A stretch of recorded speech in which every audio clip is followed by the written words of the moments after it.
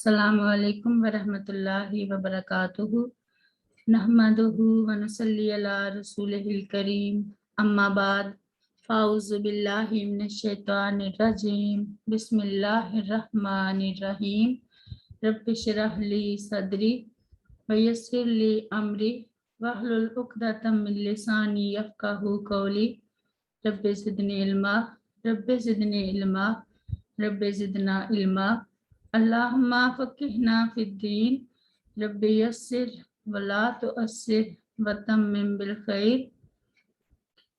आज हम सूरत अल माइदा की आयत नंबर 36 से पढ़ेंगे इंशाअल्लाह।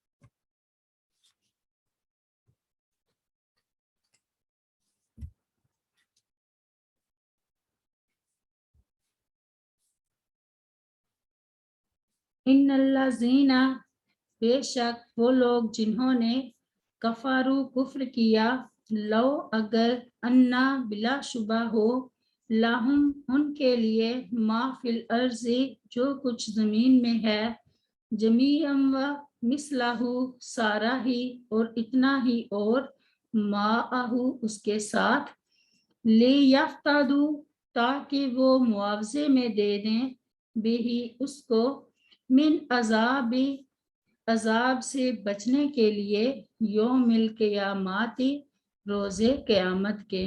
माँ तो कुबिला तो नहीं कबूल किया जाएगा, मिनहुम उनसे, वला हम और उनके लिए अजाबुन अलीम अजाब है बहुत दर्दनाक।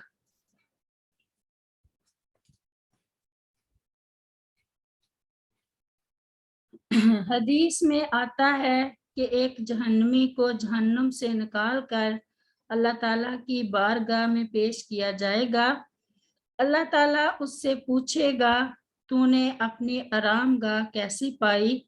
वो कहेगा, बदतरीन आरामगाह। अल्लाह ताला फरमाएगा, क्या तू जमीन पर सोना फिदिया देकर इससे छुटकारा हासिल करना पसंद करेगा? वो असबात में जवाब देगा तो अल्लाह ताला फरमाएगा, मैंने तो दुनिया में इससे भी बहुत कम का तुझसे मुतालबा किया था, तूने वहां उसकी परवाह नहीं की और उसे दोबारा जहन्नुम में डाल दिया जाएगा।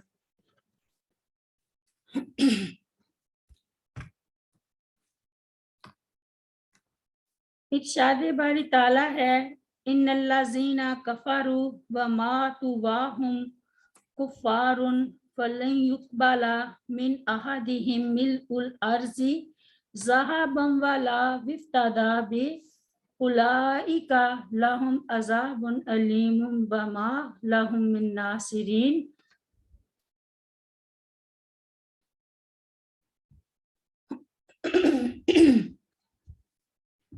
सूरह आले इमरान में, बेशक वो लोग जिन्होंने कुफ्र किया और उस हाल में मर गए कि वो काफिर थे,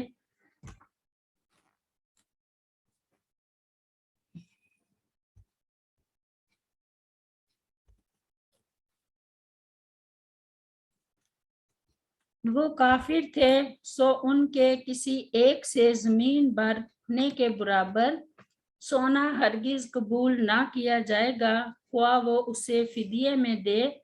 ये लोग हैं जिनके लिए दर्दनाक अजाब है और उनके लिए कोई मदद करने वाले नहीं।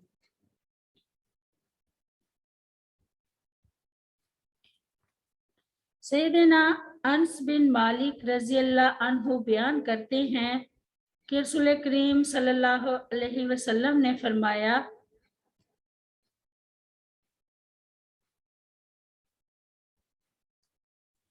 क़यामत वाले दिन जहन्नुम में जिसको सबसे कम अजाब होगा, उससे अल्लाह ताला फरमाएगा, अगर तेरे पास ज़मीन में मौजूद सारे खजाने हों तो क्या तू उन्हें अपने छुटकारे के लिए दे देगा? दोज़की कहेगा, जी हाँ ऐ अल्लाह। अल्लाह ताला फरमाएगा, मैंने तो तुझसे जब तू अभी सिलबे आदम में था اس سے کہیں زیادہ آسان چیز کا سوال کیا تھا کہ میرے ساتھ کسی چیز کو شریک نہ کرنا، مگر تو نے انکار کر دیا اور آخر شرک ہی کیا۔ بخاری کی روایت ہے۔ آیت نمبر 37۔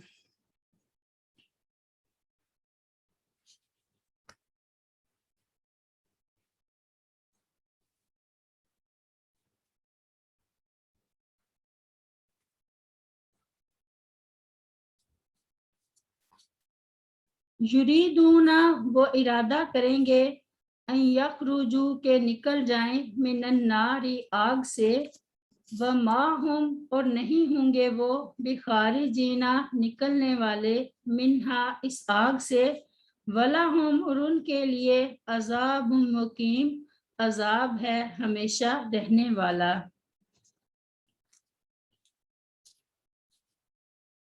یہ آیت کافروں کے حق میں ہے، کیونکہ مومنوں کو بالآخر سزا کے بعد جہنم سے نکال لیا جائے گا، جیسا کہ احادیث سے ثابت ہے۔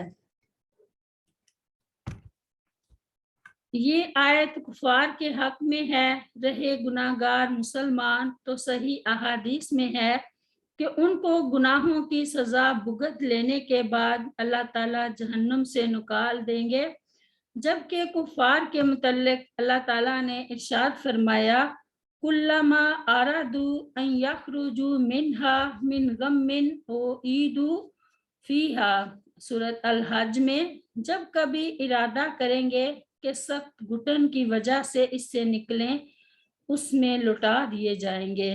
سیدنا انس بن مالک رضی اللہ عنہ بیان کرتے ہیں کہ رسول کریم صلی اللہ علیہ وسلم نے فرمایا، جہنمیوں میں سے سب سے کم عذاب والے شخص کو لایا جائے گا اور اس سے کہا جائے گا کہ کیا خیال ہے اگر تیرے پاس ساری زمین کے بھراؤ کے برابر سونا ہو تو کیا تو اسے بطور فدیہ دینے کے لیے تیار ہے؟ وہ جواب دے گا، ہاں یا رب العالمین، میں تیار ہوں۔ اس پر اللہ تعالیٰ فرمائے گا کہ تو جھوٹ بولتا ہے، کیونکہ میں نے تو تجھ سے اس کی نسبت بہت کم اور کہیں زیادہ آسان چیز کا سوال کیا تھا جب تو ابھی صلب آدم میں تھا کہ میرے ساتھ شرک نہ کرنا، تو میں تجھے آگ میں داخل نہیں کروں گا، لیکن تو نے انکار کیا اور شرک ہی کیا۔ آیت نمبر 38۔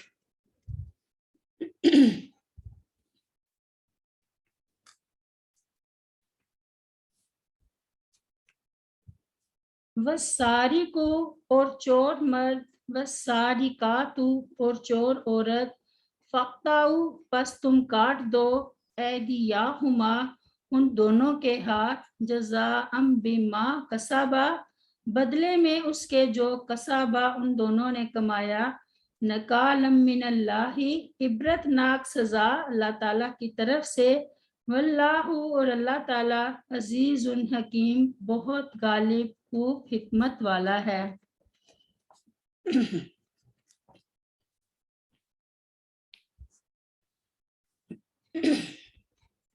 بعض فقہا ظاہری کے نزدیک سارقہ کا یہ حکم عام ہے، چوری تھوڑی سی چیز کی ہو یا زیادہ کی، اسی طرح وہ محفوظ جگہ میں رکھی ہو یا غیر محفوظ جگہ پر، ہر صورت میں چوری کی سزا دی جائے گی، جبکہ دوسرے فقہا اس کے لیے حذر اور نصاب کو ضروری قرار دیتے ہیں۔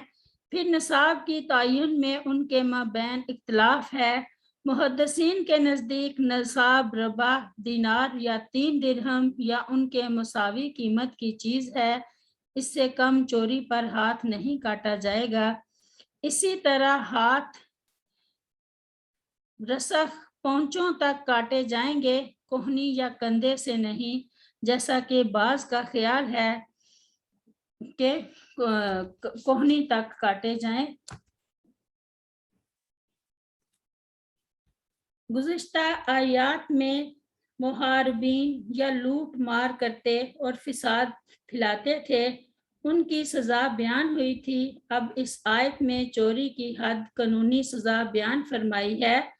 اللہ تعالیٰ نے حکم دیا ہے کہ اگر کوئی مرد یا عورت چوری کرے تو اس کا ہاتھ کاٹ دیا جائے، اس کا نصاب ربع دینار ہے، اس سے کم چوری پر ہاتھ نہیں کاٹا جائے گا، اور پھر چوری کی سزا دونوں ہاتھ نہیں بلکہ ایک ہاتھ، اور پہلی بار کی چوری پر دایاں ہاتھ کلائی تک کاٹا جائے گا، اور یہ باتیں سنت سے ثابت ہیں تاکہ وہ آئندہ کے لیے ایسی حرکت سے باز رہے اور دوسروں کو عبرت حاصل ہو، اور اگر اس سے مال مسروقہ برآمد ہو جائے تو وہ اصل مالک کو لوٹا دیا جائے گا۔ چوری پر وعید سے متعلق کئی ایک احادیث ہیں۔ سیدنا ابو ہریرہ رضی اللہ عنہ بیان کرتے ہیں کہ رسول کریم صلی اللہ علیہ وسلم نے فرمایا، جب بھی کوئی چوری کرنے والا چوری کرتا ہے تو وہ اس وقت مومن نہیں رہتا۔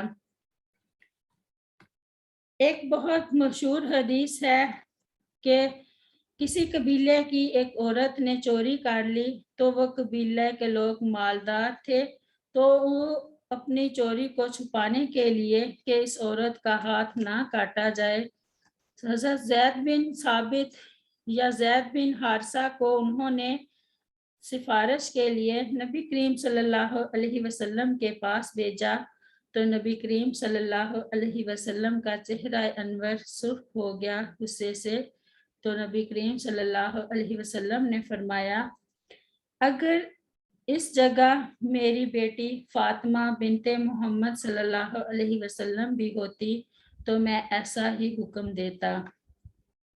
سیدنا ابو ہریرہ رضی اللہ عنہ بیان کرتے ہیں کہ رسول کریم صلی اللہ علیہ وسلم نے فرمایا، اللہ تعالیٰ چور پر لعنت کرے کہ انڈا چراتا ہے تو اس کا ہاتھ کاٹ دیا جاتا ہے، اور رسی چراتا ہے تو اس کا ہاتھ کاٹ دیا جاتا ہے۔ سیدہ عائشہ رضی اللہ عنہ بیان کرتی ہیں کہ رسول اللہ صلی اللہ علیہ وسلم نے فرمایا، 1/4 دینار اور اس سے زیادہ مالیت میں چور کا ہاتھ کاٹ دیا جائے۔